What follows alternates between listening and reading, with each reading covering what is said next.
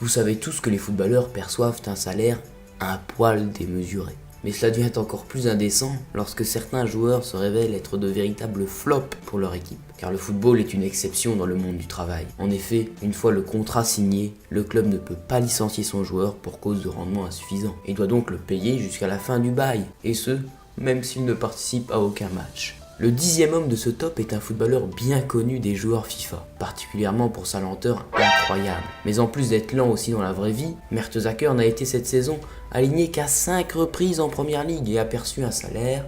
Attendez, prenons la racine cubique de sa vitesse qui est de 27, ça nous donne 3. Ajoutons maintenant son nombre de buts cette saison en championnat, un seul, et on obtient 4. 4 millions d'euros.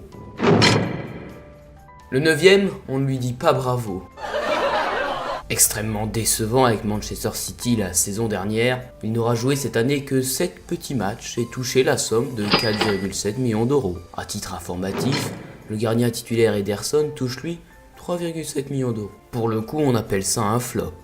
Un flop payé 700 000 euros par match, tout de même.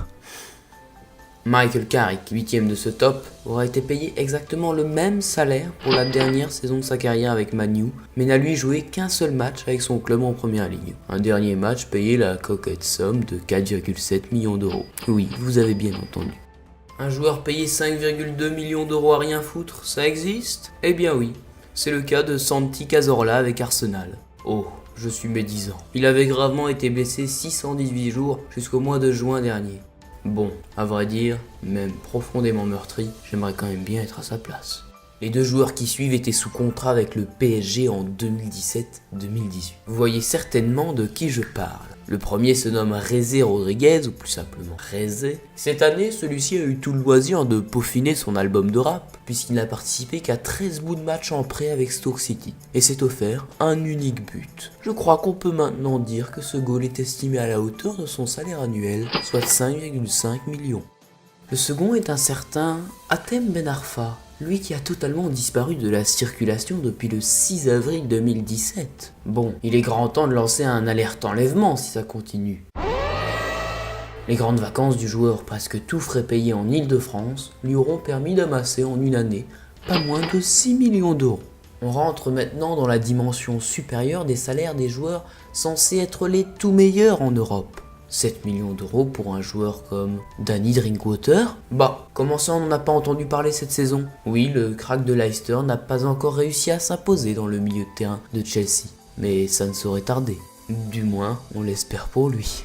Nous voici dans le top 3, et ce joueur intègre parfaitement notre top du jour, car c'est un remplaçant qui cire grassement le banc depuis maintenant 2 ans, et se voit recevoir un salaire de 7 millions lui aussi. J'ai nommé Daniel Sturridge, auteur de 3 buts en 2017-2018.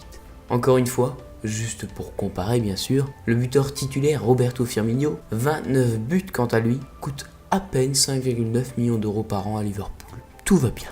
Tout va bien.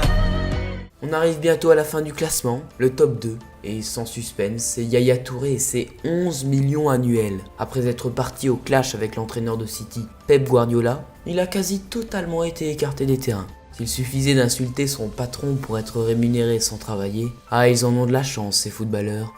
Le top 1 et il mérite sa place parce qu'il a fait sauter la banque. Carlos Tevez est arrivé en Chine en janvier 2017, s'est barré en décembre et a perçu 38 millions d'euros, rien que ça. Ce qui faisait de lui le joueur de football le mieux payé du monde à l'époque. Vous me direz qu'avec un tel salaire, il a dû en marquer des buts. Mais comment ça, 3 buts? Regardez bien ce but incroyable de Tevez sur penalty. Oh là là, mais quel but d'anthologie! Eh bien ça vaut près de 13 millions d'euros.